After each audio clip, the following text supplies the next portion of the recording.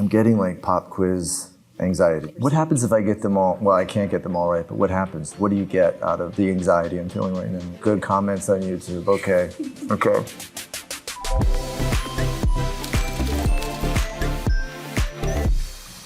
Honestly, I don't know if I should help you or I should euthanize you. Already, I don't know. Honestly, I don't know if I should help you or euthanize you. Nice guys? Oh, crazy stupid love. Yes. Honestly, I don't know if I should help you or I should euthanize you. My first job in Hollywood was with Steve Carell, and we both had sort of small parts. We didn't have any scenes together, and then I went to set to watch him work, and he was so funny that the boom operator had to throw down the boom and hold his ribs. That's how hard he was laughing. It was the first time I had seen that or even thought that that was possible. I knew I had to sort of up my game. I didn't get to work with him in that, but when I did finally get a chance to work with him, I wanted to be prepared. I'm jacked. Jacked to the tits.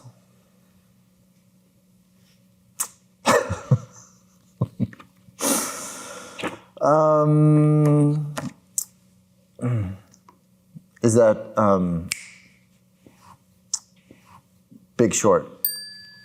I'm jacked!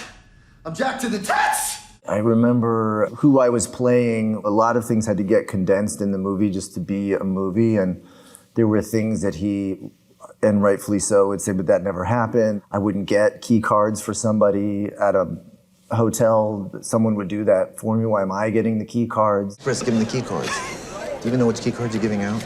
We just decided that I would look at the camera and just say, I would never do this. I would never get key cards. We would just say it on camera, and that's like the best we could do. I get it. I can feel you judging me.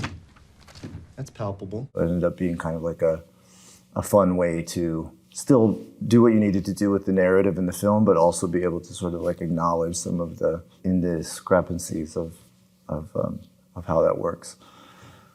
How much money do I make? About 40 cents an hour. Oh my God, how much money do I make? About 40 cents an hour? I have no idea. How much money do I make? About 40 cents an hour. What? I don't know. How much money do I make?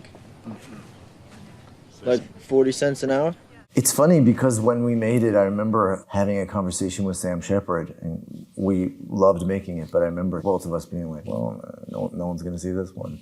Okay, I guess I'll see you in the movies. La La Land? Guess I'll see you in the movies. So many people could relate to that film, even if you weren't in LA, sort of obviously about having a dream, pursuing that dream, how important it is to have someone that believes in you. I think I definitely connected to it on those levels.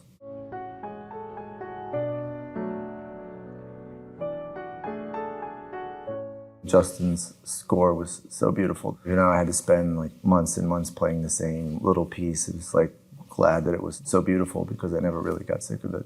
I spent months learning pieces of those pieces, and then as soon as it was over, it was like, it was gone. I like working with music on film. When there's music, it's like we all know that's the tone, that's what we're doing, and especially if there's choreography to it, it's a great feeling because you feel like everyone's aligned and there's no confusion and you're all working towards the same goal, and so it feels exciting to just be in sync with that many people.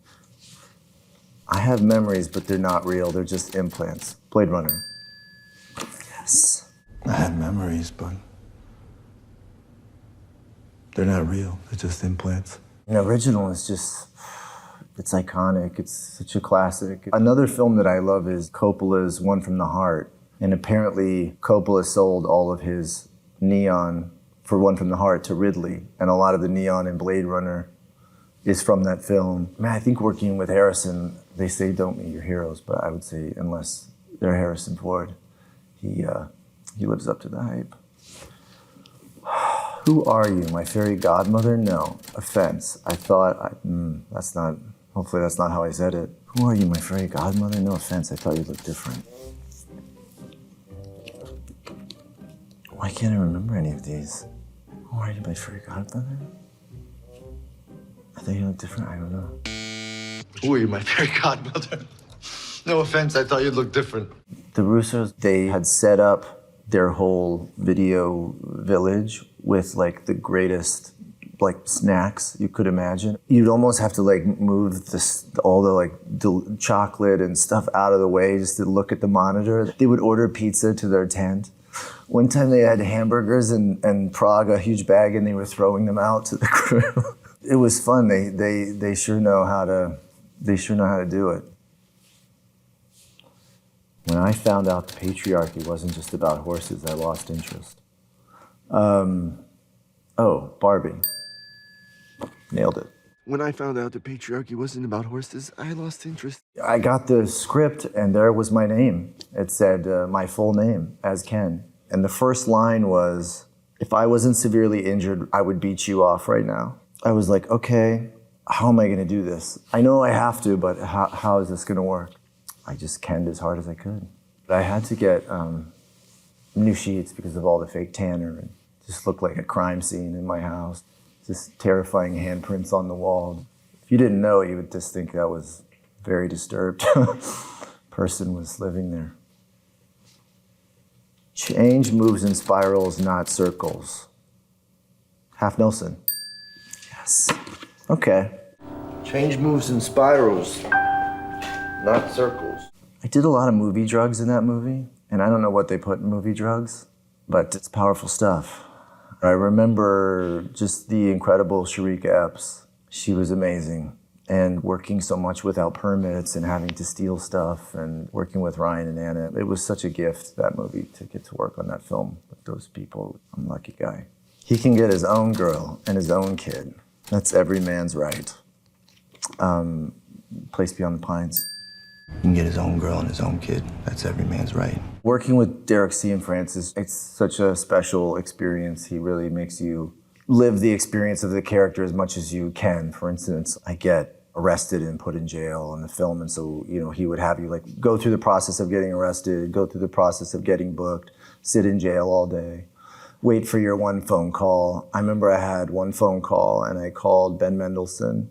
Unless I can convince him to come and get me, like Derek might just keep me there all night, I don't know. And he had music on so loud he couldn't hear me. And I was trying to explain to him, I'm in jail, I need you to come get me out. And he just was like, I can't hear you, like call back. And that was it, that was my one call. And then I think Derek just put me back in the cell for a little while as punishment because I couldn't make that work. I give you 5 minutes. I give you 5 minutes when we get there. Anything happens in that 5 minutes, and I wouldn't get the part right now. I wouldn't even get a call back for this. I'll give you 5 minutes when we get there. Anything happens in that 5 minutes, and I'm yours, no matter what. Drive. So I give you 5 minutes when we get there. Anything happens in that 5 minutes, and I'm yours, no matter what. Those are Nick Refn movies, and the way it all came about was we actually had a bad meeting. It felt like we weren't going to work together. I drove him home because he doesn't drive. I was playing REO Speedwagon on the radio, and I heard sniffling. I looked over and he was crying, and he said, "This is it. This is the movie." And it was this like moment for him of driving around LA, just listening to music. And I worked with this great stunt driver named Jay Fry. We would just go to a parking lot and we would run this car until it wouldn't run anymore, and then they'd tow it away, and when it was fixed, we'd come back and we'd keep going, and it was kind of the most fun prep for a film I've ever done. In my experience, the prettier a girl is, the more nuts she is. Blue Valentine? In my experience, the prettier a girl is, the more nuts she is. Michelle is brilliant and gave so much to that role that it was inspiring for all of us, and just trying to meet her level of commitment. And I think she was involved even before I was, and I had been involved for a long time.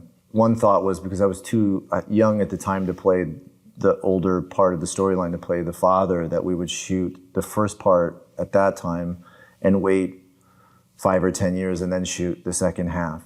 Of course, nobody would finance that, and we couldn't make that happen. But we ended up spending so much time trying to get the financing that I was old enough to do it finally.